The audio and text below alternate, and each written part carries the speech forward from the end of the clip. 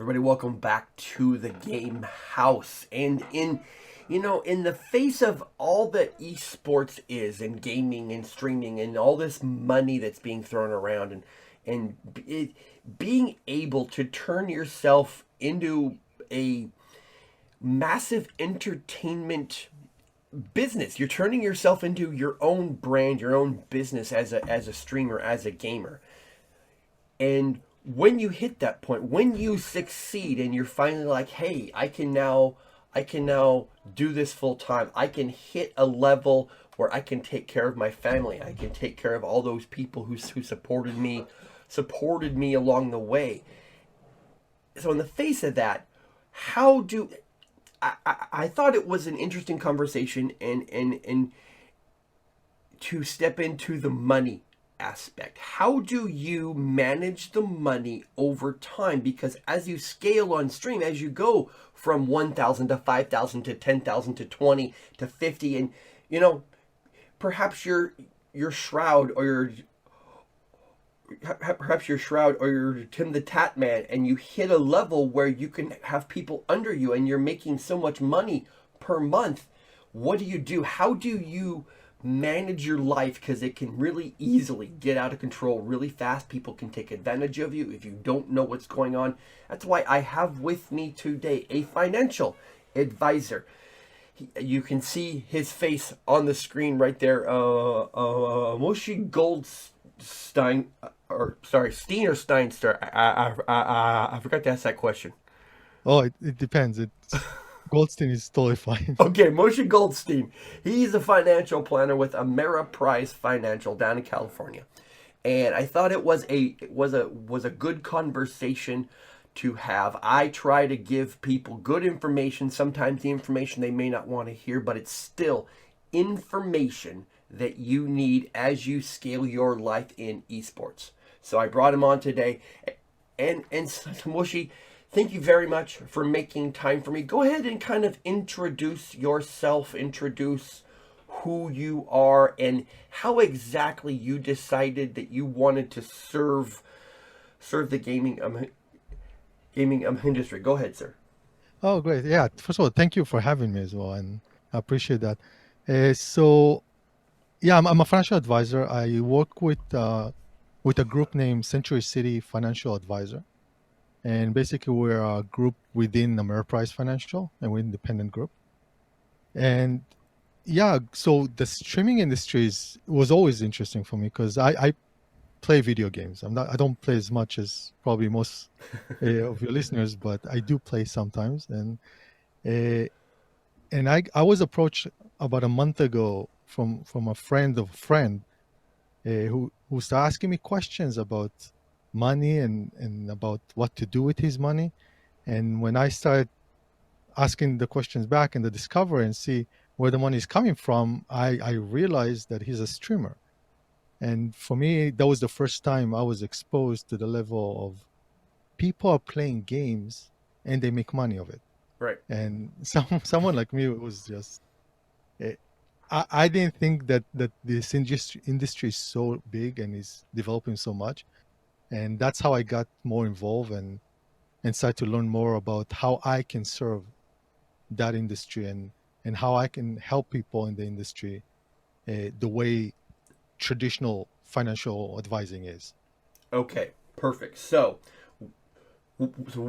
basically what we're going to do here is, I'm the streamer, I'm the guy, Yeah. I'm the individual, I'm the business. I am the business. My stream, I started my stream from zero, and now I've hit maybe 1,000, and I have 1,000 followers. Maybe I have 10 to 20 subscriptions per month. I'm making maybe between $200 to $400 a month. It's not massive, but I'm like, hey, this could turn into something more.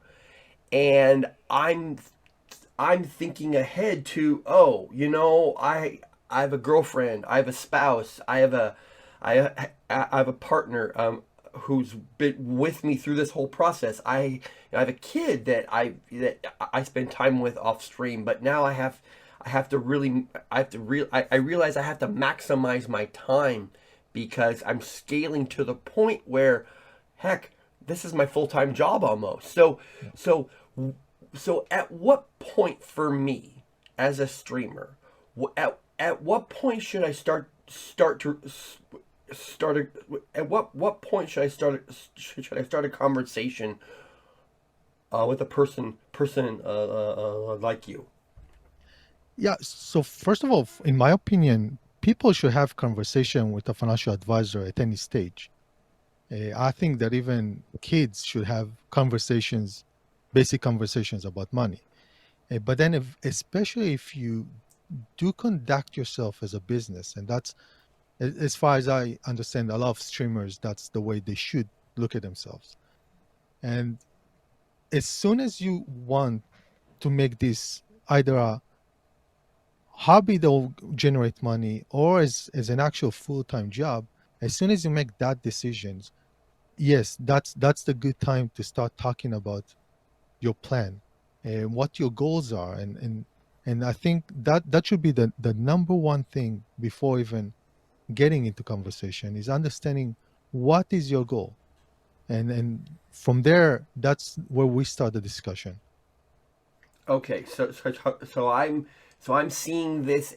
I'm seeing this as a streamer, and I'm like, there's some actual potential here. I could turn this into more than just something I do 4 to 5 hours a day. When I get home from work, I can turn this, and then I'm looking at myself down the road. Now so at this point in the conversation, I want to get your perspective, because I know when I'm, back many moons ago, I guess, when I was 19, 20, 21, 22, I didn't think beyond the next 5 minutes. I'm Yeah. like, hey, I'm hungry right now. Let's eat, or I want to go hang out with friends right now. How do how how do you approach young people who don't have the perspective that obviously you and I have of, if I'd have started this 10 years ago instead of 5 years ago, I'd be in a better situation maybe. But how do you approach somebody who's young, maybe their life experience isn't such that they have a deeper understanding of business concepts and things like that? What does that conversation sound like? Yeah, and you know what? Most It's not just young. I think a lot of people don't want to have those kind of discussions as well. Because it's nice to think, hey, one day I'm going to retire and sit on the beach all day and just drinking some cocktails. That's one thing. But people don't really want to think about getting older or progress with their life or everything. People wants to stay young eventually. And I think with the generation we have now of the millennials, it's different as well, because as you said, it's not looking too far ahead. And I think the way financial advisors needs to approach that is the same way, because talking about retirement of somebody that's 20 years old, 18 years old, and is just starting streaming and having fun all day, and all they think about, hey, tomorrow I have a stream, or I'm just gonna go and hang out with my friends. Maybe talking about how much money do you need for retirement is not exactly the right conversation right now. All right. But it's a goal that we need to think of, but it's not probably the exact conversation. M- The the the first conversation that I have in planning is, okay, you want to stream all day. What do you need for that? What is your essential? Got Or it. for example, how much money do you need to make this full time, if that's what you want to make?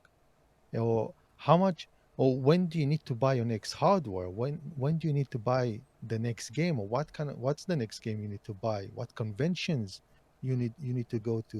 So I think those short-term goals are actually very important to address, because for somebody, especially who is starting and is not making a lot of money from that yet, those are very important to cover, because those are business expenses that are important for growth. And also, nothing is more important than covering your life expenses. So we gotta make sure this aspect is being covered first, if that makes sense. Got it. Okay, so basically what you're saying is you try to give you try to open open the mind of this young person who realizes the potential and has some skill in it, and you're thinking, okay, instead of thinking 30 years in the future, let's think 3 years. Let's think, okay, so in the next 3 years, what sort of expenses would you have? Do you need a new computer? Do you need a new monitor, a new chair? Maybe maybe you need to purchase some things for your office to make your stream better. Perhaps you want to go to some conventions so that you can expand your reach. Maybe you want to start to spend money on social media advertising, Twitter, Facebook, things like that. You're maybe you're you're thinking about perhaps you're thinking about other things, and so it's your job as the financial planner to tell me, hey, okay, so instead of thinking 30 years down the road, let's think the next 1 to 2. What are your plans for your stream in the next 1 to 2, right? Correct. And that will be the first level I said that we're talking at. Eh, so I just want to make sure I'm being very frank here because retirement is extremely important to think of. Right. Very important. But more important is to make sure the day-to-day essentials are being covered as because there's no point for somebody to put money for retirement if they cannot eat for some days of the month or Right. they cannot pay their rent.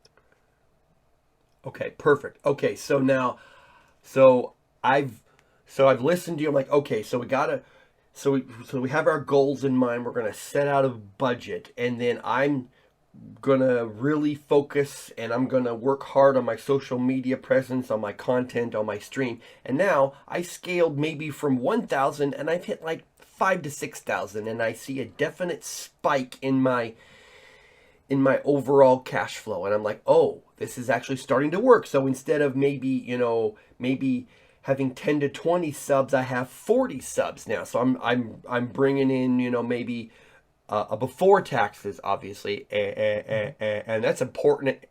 That's an important thing to remember. Important thing to remember. Taxes are important, and I'll get to that in a minute.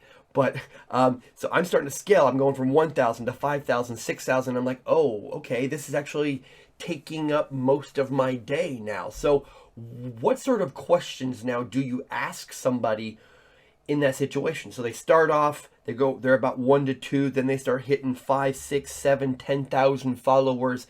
They're getting noticed more. Maybe they're getting some sponsorship deals. What are some other questions that you ask? Yeah, so the next will be what is the next step for you? Are you done upgrading your hardware for now? Uh, do you have any other expenses that you see because of the way you're running your business? And what I would look at the end is for someone who's scaling to start seeing some savings. So that means a surplus in your income. Okay. And that will be our goal in that stage, I think, to start making income or profit, I'll say, on your business. And then the next discussion is going to be, okay, let's talk about some long-term goals now. And I think once the surplus is coming, once the streamer is able to make living out of it and covering the essentials, then that will be the next step on the financial planning. Okay. Now, I I see a lot of streamers hit a threshold where they have a job that isn't streaming, and it pays enough of their expenses that it allows them to stream 4 to 6 hours a day. But they hit a point at which they need to make a decision. Do I quit my regular job where I work 30 hours a week doing, whether it's Starbucks or whatever, and that consistently reliable cash flow? Do I quit that, and do I decide I'm gonna go stream full time? And it's a mental barrier that they hit, that they bump up against, and they're like, okay, if I do this and it fails, what do I do? The job is consistent. Yes, it may not be the ultimate thing that I want to do, but what is it for me as a streamer? What's the process? What's the thought? what's the thinking that I have to have when I take that jump from getting up at 8 a.m. every day, being at Starbucks and being the barista and making decent enough money that I can do this other thing and scale it to that point. What is that sort of thought process right there? Yeah, that's a very interesting topic, and it a lot of businesses are facing that, and people are doing startups. They're saying, "Hey, I have an idea," and at one point, as you said, that decision has to be made. And it's a risk. It is a risk, but I'm also saying it will be a harder discussion for somebody who works in a profession where they make more money right now. For example, like an engineer or someone that is doing something that is bringing more income every month, Right. and wanted to say, hey, maybe I should go stream full time because that's what I love and I think I can really grow from that. And it's if something goes wrong, it's probably going to be harder to go back to what you've done before. Right. I'm assuming that if you worked at Starbucks before and something fails, you will I guess you will find something back. But that's a discussion that's gonna start with, okay, what do we have in reserves? We have to build reserves because starting as a full-time streamer, you want to make sure that if something goes bad, you have some emergency money with you to pay for a few months ahead, just in case things are not going well. So I think that before making that decision, before leaving the current job, you either make enough from streaming to say, okay, I just don't need it. I'm making enough here now. Mm-hmm. Or saying, I'm going to build a reserve for myself for the next few months to provide either for myself, my family, whatever it is. So in case something goes wrong, I still have a backup. Got it. Okay, so basically what you're saying is don't try to live off your stream until you saved enough money for yourself, maybe 3 to 4 months of actual expenses first. Don't decide just one day to leave your job unless you have the reserve built up where you can take that short-term hit in your income and then you can recover off of your stream, right? Yeah, and it's still, and I will also say that it has to do with individual decision. Uh, I The only way I can recommend anything, I would not recommend to anybody those kind of changes in careers because it's very personal and Right. it's something that person has to make. But I'll say that if that's what the person wants to do, so I'll say make sure you have something to follow. And because if it was myself, I know I would probably not leave a job unless I'm making already enough streaming to not need that job. Got I it. would not put it for the fate or for something to happen. But that's the way I am. I'm a less risky person. Okay. So that's the way I will go about it. Got it. But if somebody tells me, look, I want to go streaming now, I want to go full time and I want to quit, I'll say you probably need to build an a fund for yourself first in case something like that will not happen Got it. or Okay. will not be successful. Perfect. Okay, so now we've now scaled and grown to a point where okay, I've been working with you now. I have my reserve built up. I'm pretty much, dollar for dollar. My regular job and this and my stream are pretty much the same. So I'm now streaming full time. We've had this conversation. Things are great. So talk to me about going to the levels of not just 10,000 and not just 20,000 followers, but say I get 40 to 50 to 60,000 followers and now I'm streaming 8 to 10 hours a day and I have brands and businesses that want to work with me and want to give me money to represent them. What's that like from just a sheer management standpoint? Because I know that if I hit that, I'd be like screaming from the rooftops that hey, I've made it. I Yeah. have people sponsoring me. I have this awesome stream, but when you're dealing with money at scale, and this is the this is the question that I want to talk about. When you're dealing with money at scale, so 40, 50, 60, 100,000, 200,000, and even up to Shroud and Ninja, where you're getting into the millions of followers and you're getting millions of dollars in sponsorship deals, and you're getting paid tens of thousands of dollars per hour to play certain games. Talk about that thinking for you as the financial planner. What what are your questions along the way? Yeah, there is a different for me as a financial advisor to come and say, oh, come and advise a person who has, let's say, $30,000 versus someone who has a few million. There is a difference. Okay. And I think the start is the same. The start says, okay, let's talk again about your goals. What do you plan? Do you plan to buy a mansion if you have a lot of money? Do you plan to buy a car? Right. Uh, what are your goals? And that will be the same. And then the second decision is going to be, okay, so what do we do with this money that we have right now until you either need to meet your goals, or maybe it's for retirement only, or maybe it's just funds that are going to sit in an account and just grow as possible. So the next thing to know is how to invest the money. Okay. Now, to invest the money, each person is different with their risk tolerance. Obviously, investing money has risk to it. Uh, the market goes up, the stock market goes up and down, and most, I think, asset that we're gonna invest in has risk in them. So, what we need to know is what's the risk tolerance of the person. And there's a process to go through. There's a questionnaire to fill. There's a discussion that we have to understand that.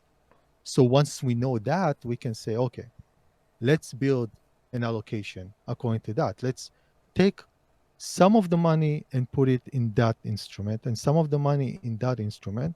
And we're using some models from our research team in our enterprise, or models that our team has developed. And we said that this is for us, it's the best way to invest.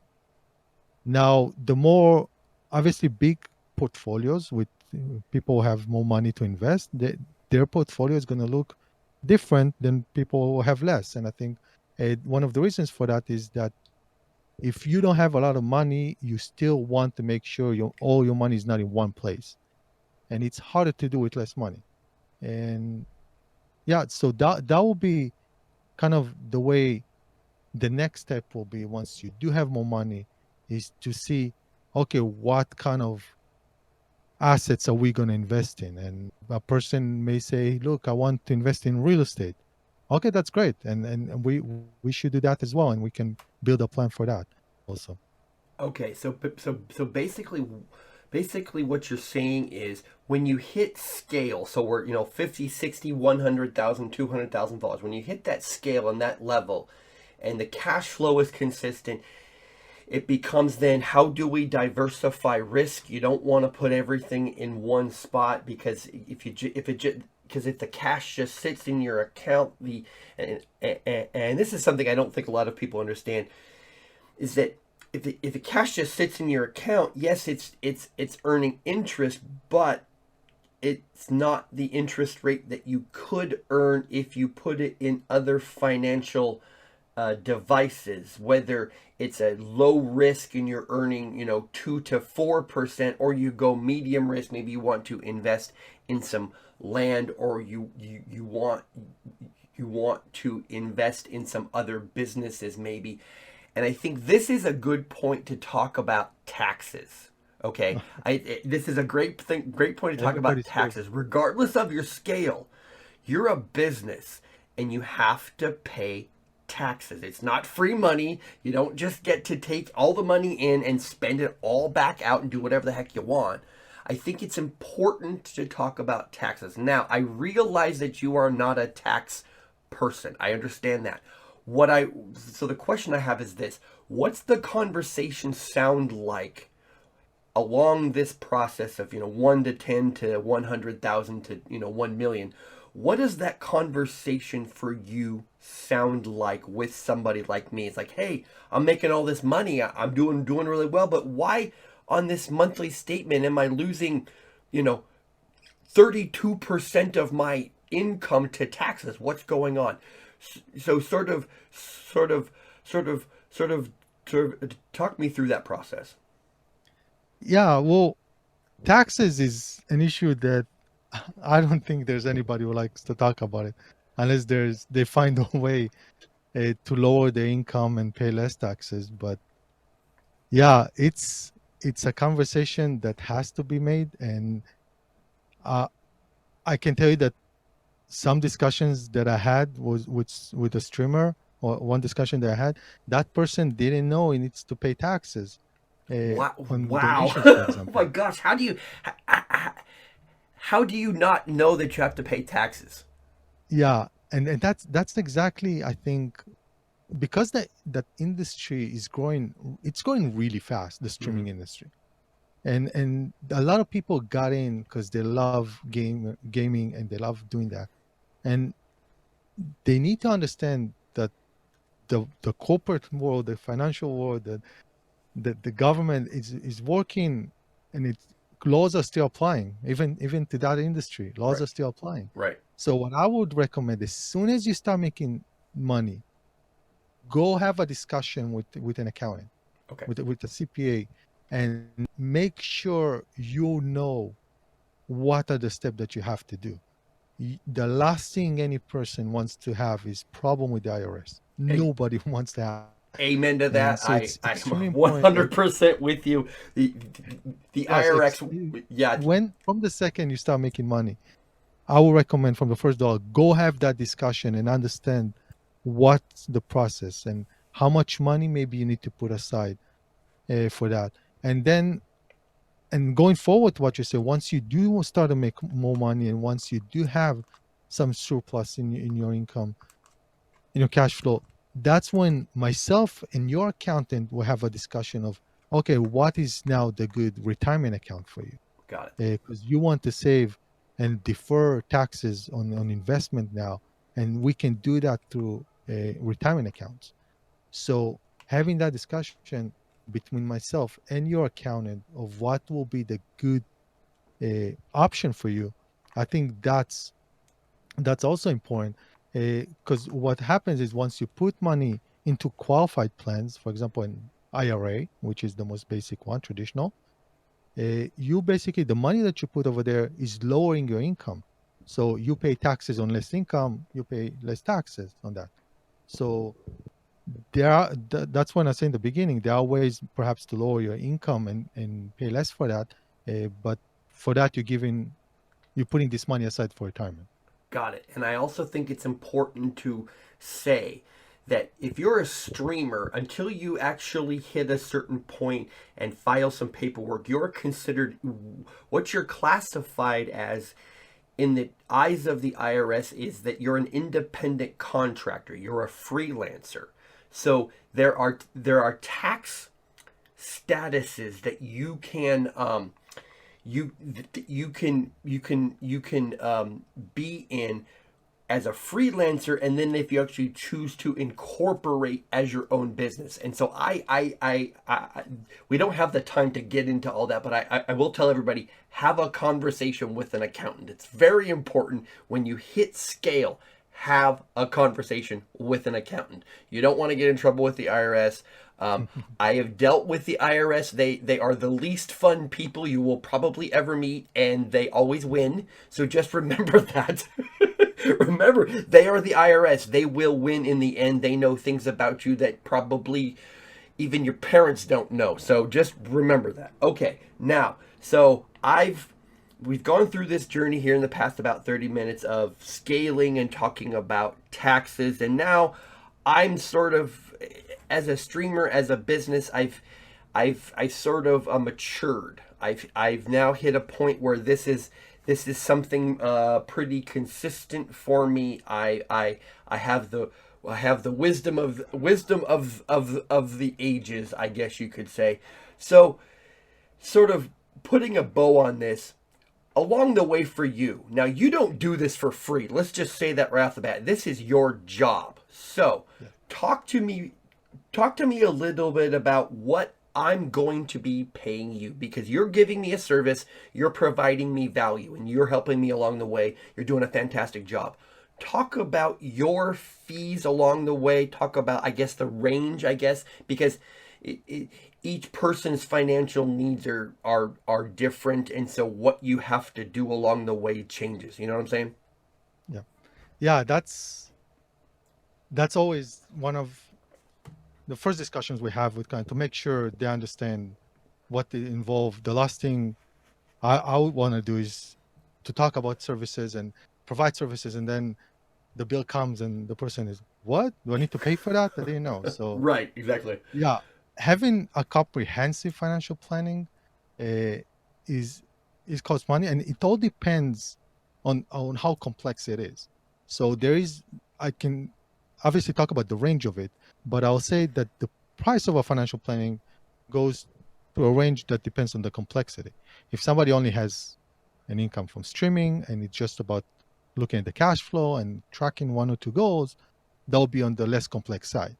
But if somebody now has a scale business and there's a lot of money involved in it, and now there's different things we need to track, different scenarios we need now to go through, yeah, that'll be on the more complex side. So I'll say the range for the least complex ones are about $700 maybe a year for this kind of plans. And it means we still touch base during the year to see that, hey, how's everything going? Do you need something else? If let's see that we still do a checkup to see that we're still on track.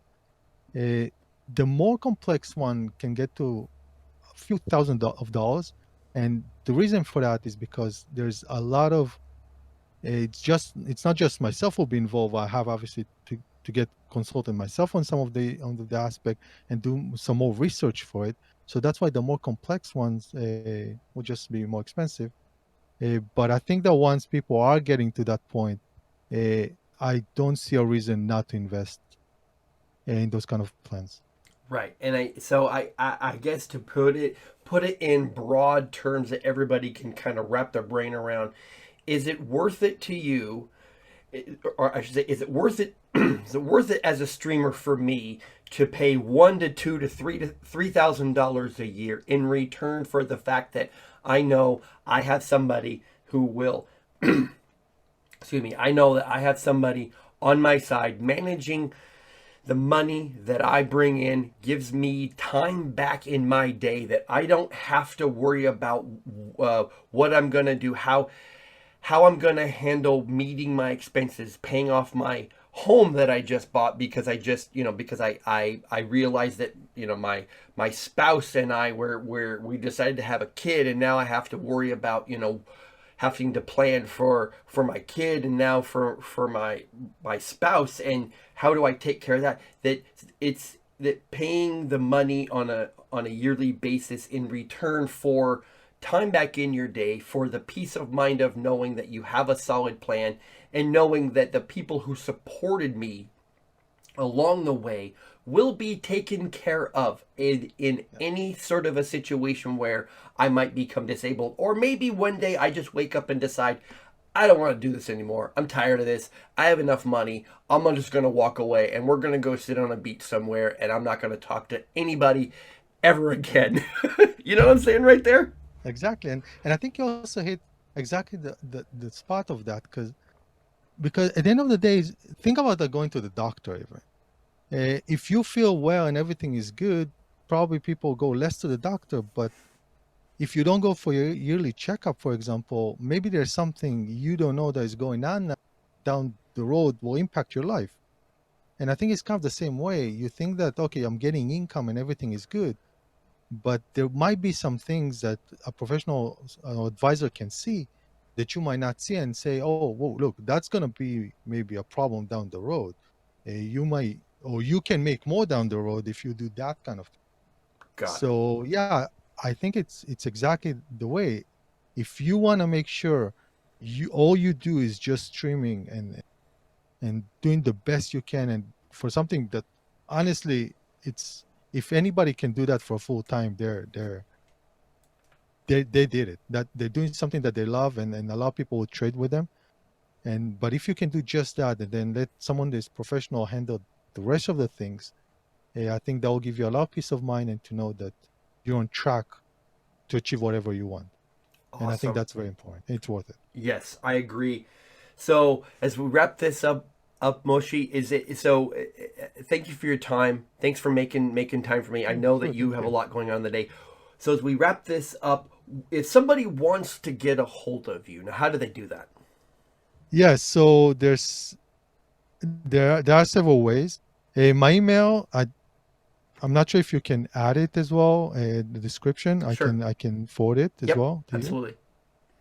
So my email is Moshe is my first name dot Goldstein at ampf.com.